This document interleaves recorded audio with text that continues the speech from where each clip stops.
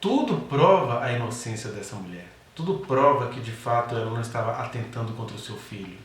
E a gente vai vendo assim a má fé que vai rolando nisso tudo, né? Porque a doutora Flávia chega como se fosse alguém querendo dar atenção a ela, a família do coronel a trata muito bem para tentar cooptá-la para eles, né? E acho que ela faz muito bem, a professora Monique faz muito bem de não cair nessas seduções, mas quando eles vão vendo que ela não vai cair nessas seduções, começa-se toda aquela fofocaiada que eles criaram em cima dela, né? Vejamos, por exemplo, algumas coisas importantes. Depois de tentar cooptar a professora, essa é a primeira coisa, depois de tentar cooptar a professora, a advogada, a doutora Flávia, ela leva recados do Jairo. E aí nesses recados do Jairo a gente vai vendo algumas coisas curiosas nas quais a gente não para prestar atenção.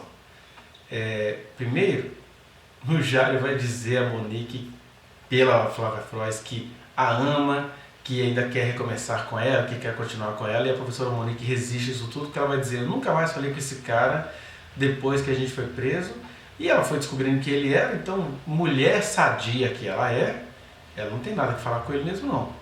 Mas a outra coisa, em meio a essa narração de que a Flávia Frois teve esse desaforo de enviar recados desse homem que violentou e acabou com a vida dessa mulher, né? Ela vai lembrar, a professora Monique vai lembrar, que na audiência anterior, quando ela foi ouvir as testemunhas, né? Levaram lá as testemunhas tanto pro Jairo quanto pro Monique,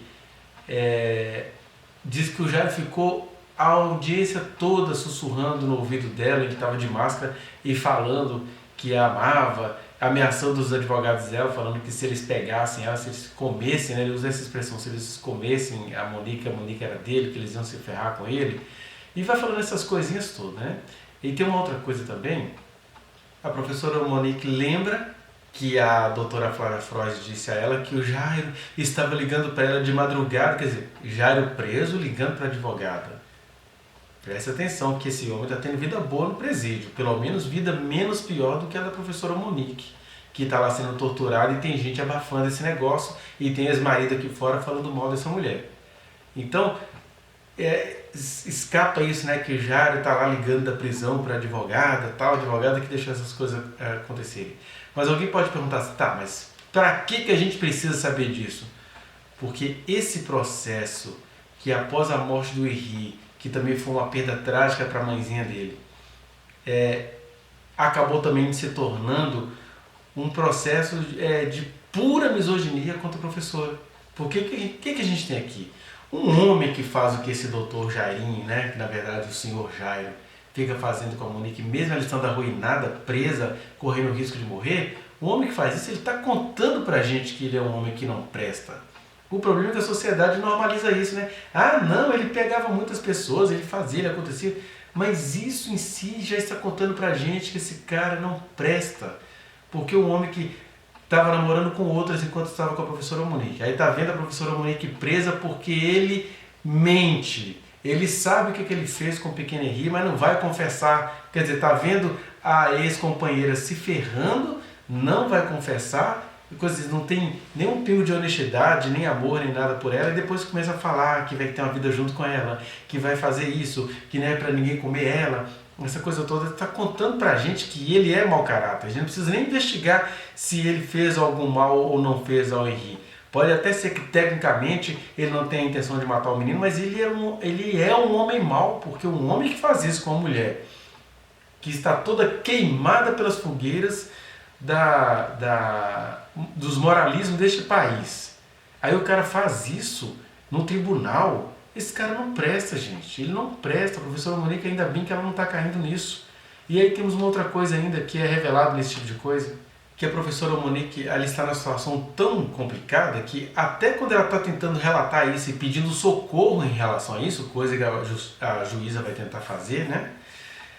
As pessoas falam assim, ela tá pensando que ela é gostosa, ela acha que é a rainha, né? Que advogado foi lá, que o advogado quer comer ela, que o ex gosta dela, que todo mundo gosta dela. Não, gente, ela é só uma mulher que está tentando se livrar, além de ter se livrado das falsas acusações que fazem contra ela tem que ficar se livrando dessas cantadas, dessa gente mau caráter. Porque o homem mau caráter, assim, ele vê uma mulher, trata a mulher como objeto, não está vendo que ela é prisioneira, que ela perdeu o filho, que ela não pôde ter o luto por esse filho, ele aproveita daquela situação para molestá-la, né? A gente que faz postagem de Monique Inocente, tem uns infelizes lá, que vou printar tudo, porque a gente vai processar esses caras, que eles chegam assim, nossa mulher, você é linda, você é gostosa, quero sair com você. A gente está vendo isso lá no perfil. E a professora Monique não está recebendo isso não, mas aí se um dia ela for na justiça reclamar que esses caras estão fazendo isso, não, ela se acha gostosa, tá vendo? Isso é narcisista. Não, gente, ela é vítima, ela não é narcisista. Ela não tem culpa do pessoal olhar para ela com um olhar lascivo, luxurioso e ainda querer colocar a culpa nela. Se eu desejei, a culpa só pode estar nela. Ela é que tem alguma coisa errada. Quando a coisa errada está nesse tipo de gente, igual o Jairo. Está nesse tipo de gente igual o próprio pai do menino, que está vendo a ex-mulher em apuros, sabe que ela foi uma excelente mãe para o filho para o qual ele não tinha todo o tempo, e aí agora ele fica falando que ela é bandida, que ela é assassina, que ela é psicopata, que ela é narcisista. Isso tudo está mostrando para a gente que tanto o senhor Jairo quanto o senhor Leniel são homens maus. Um segundo conjunto de coisas que a gente vê nesses 14 minutos é que a Flávia Frois vai tentar banalizar a carta que a professora Monique escreveu, né? Porque ela fala assim, você tem que ensinar isso aqui para o seu depoimento ser de acordo com o do meu cliente, o senhor Jairo. Ela fala assim, não, a carta que eu escrevi, porque na época não tinha dado esse depoimento que a gente está analisando os cortes aqui, né? A carta que eu escrevi é a verdade dos fatos. Então, quem quiser saber a verdade, leia as cartas. Só que eu fui percebendo também, até extra projeto, extra processo, que algumas pessoas, até do direito, acham mesmo que a Monique deu um tiro no pé de ter escrito aquela carta. Na verdade, para mim, aquela carta representa a mais pura verdade, porque antes dela fazer esse depoimento, eu tenho vídeos gravados no meu canal, onde eu vou destrinçando a carta dela e como é uma carta verdadeira. Eu espero que alguém não esteja conseguindo convencer a Monique de que ela cometeu o erro ao escrever a carta, porque foi a melhor coisa que ela fez, porque ela colocou o coração dela ali para fora, num ambiente seguro, e tudo que ela falou e todos os acontecimentos foram comprovando o que ela tinha colocado na carta, né? Mas a misoginia é tão poderosa que é assim. Quando a mulher vai pedir socorro porque ela está sendo assediada, ela se acha gostosa. Quando a mulher registra em carta, da única forma que ela pôde, o que está ali acontecendo, é estrategista, isso é bandida, e ela é verdadeira. Mas continuemos com nossa terceira curiosidade aqui. A Flávia Frois, vendo que a professora Monique não ia cair nessa bandidagem dela, né? Me perdoe aí, mas o termo é esse mesmo. Aí passa a ameaçar a Monique, inclusive dizendo que ela poderia ser transferida de presídio por causa disso, o que de fato aconteceu, né? Ela saiu do presídio onde ela estava e foi para um outro, então parece ali que tem advogados, coronéis, isso e aquilo, mancomunado com gente poderosa, porque até o pai do menino hoje está mancomunado com gente poderosa muito estranha, né? Mas vamos à quarta questão. A professora Monique vai deixar bem claro que, porque no meio dessa história toda a Flávia Frois pede laudos sobre o que o menino tinha, que ele tinha um probleminha no coração quando ele nasceu, mas que parece que isso foi tratado, né? Um sangue que vazava ali, e ela vai dizer isso tudo. Mas o que eu acho curioso é que ela deixa bem claro que o Henri era um menino de reagir provocando vômitos. Muitas crianças fazem isso. Eu tive 3 crianças e cada uma fazia isso ao seu modo, né? O que não quer dizer que a gente não possa acreditar nas crianças, mas é que a professora não tem de ser culpada por causa disso não. Mas isso mostra que no dia da morte do menino, quando ele fez vômito porque ele não queria ir para casa nem da professora nem do pai, ele queria ir para casa dos avós maternos, que aquilo, todo mundo entendeu naquele momento que era só mais um dos vômitos que ele ficava fazendo. Que toda vez que ele era contrariado, ele provocava vômitos, né? Que é uma maneira, digamos assim, uma oralidade que a criança tem no meio de protestar. Tem crianças que não vomitam, mas elas choram até desmaiar, de pirraça, de alguma coisa ali, que é a maneira dela comunicar. Com isso eu não estou inocentando os possíveis crimes cometidos pelo Dr. Jairo. O que eu estou dizendo é que o menino tinha sua característica, e uma dessas características era essa, de provocar vômito quando ele estava sendo contrariado. E com isso a gente consegue entender que o próprio Leniel, na noite da morte do menino, entendeu também que aquilo era só mais um vômito, né? E que ele ficou bem com a mãe, ela deu sinais, mandou foto para o pai para mostrar que estava tudo bem.